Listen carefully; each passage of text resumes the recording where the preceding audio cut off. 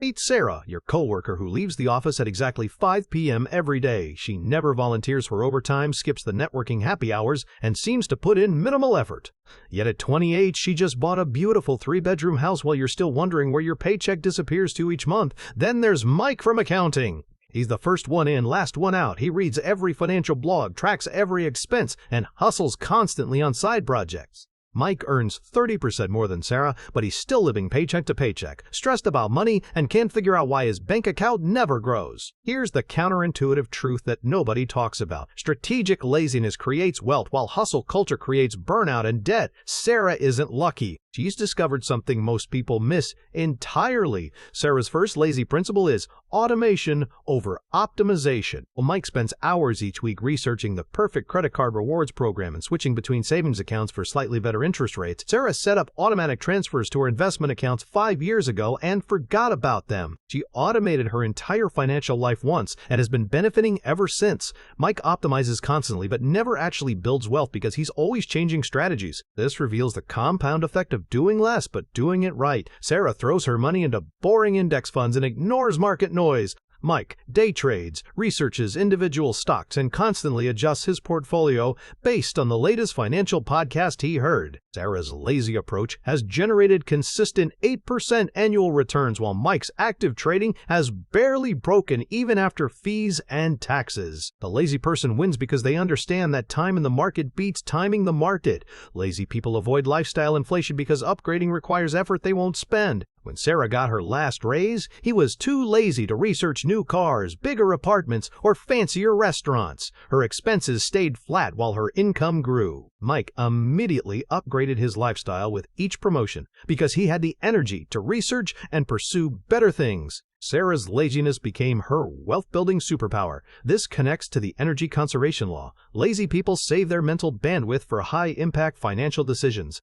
Sarah makes maybe 5 major financial decisions per year, but she thinks deeply about each one. Mike makes hundreds of small financial decisions weekly, exhausting his decision-making capacity on trivial choices. When big opportunities arise, Sarah has the mental clarity to act, while Mike suffers from decision fatigue. Consider how busy people make expensive convenience choices while lazy people plan ahead to avoid them. Mike grabs expensive airport food because he's always rushing between meetings. He pays for premium delivery services because he's too busy to meal prep. Sarah plans her travel meals, batch cooks on Sundays, and avoids expensive convenience traps because preventing problems requires less energy than solving them. The minimalism advantage works in lazy people's favor too. Fewer possessions mean lower maintenance costs and mental overhead. Sarah owns a reliable Honda Civic, basic furniture, and essential electronics. Mike owns a BMW that requires premium maintenance, a house full of gadgets that need upgrades, and a wardrobe that demands constant updates. Sarah's low-maintenance lifestyle costs less and requires zero mental energy to manage. Strategic procrastination leads to better financial timing. Sarah waits for sales because she's too lazy to pay full price. She bought her house during a market dip because she was too lazy to rush into the previous year's bidding wars. Mike makes impulse purchases and rushes into financial decisions because he has the energy to act immediately.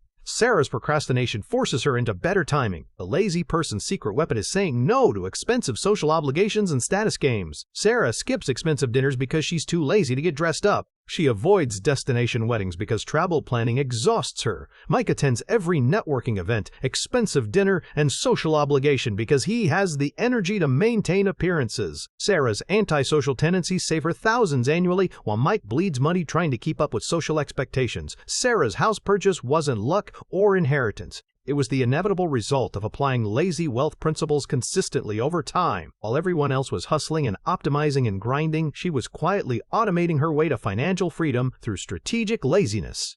Your transformation starts with embracing strategic laziness over performative hustle. Stop optimizing every financial decision and start automating the important ones. Stop upgrading your lifestyle and start upgrading your savings rate. Stop saying yes to every opportunity and start saying no to expensive distractions. The lazy approach to wealth isn't about being irresponsible. It's about conserving your energy for decisions that actually matter while automating everything else. Subscribe to learn more counterintuitive wealth strategies that actually work, because sometimes the best way forward is to stop trying so hard.